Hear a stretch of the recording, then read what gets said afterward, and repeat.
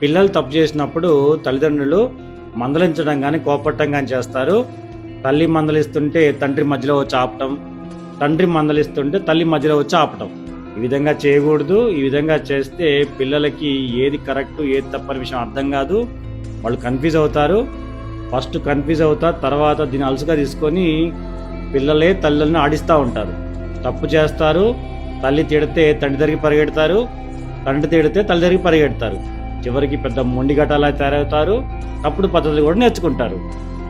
అందుకే ఎవరన్నా ఒకరు పిల్లల్ని మందలిస్తూ ఉంటే మరొకరు వచ్చి మధ్యలో ఆపకూడదు. ఏదైనా ఉంటే విడిగా మాట్లాడుకోండి. బెస్ట్ పద్ధతి ఏంటంటే ఒకళ్ళు గట్టిగా మందలిస్తుంటే మరొకరు అదే విషయాన్ని సున్నితంగా చెప్పడం. ఎగ్జాంపుల్ చెప్పాలంటే తల్లి బాబు ఫోన్ చూస్తున్నాడని గట్టిగా మందలిస్తుంటే తండ్రి అదే విషయాన్ని నాన్న అమ్మ చెప్పింది కరెక్టే, ఫోన్ చూడొద్దు, నీ కళ్ళు పాడైతే అని సున్నితంగా చెప్పడం. ఈ విధంగా చెప్పడం వల్ల పిల్లల విషయాన్ని బాగా అర్థం చేసుకుంటారు, సరైన పద్ధతుల్లో పోతారు.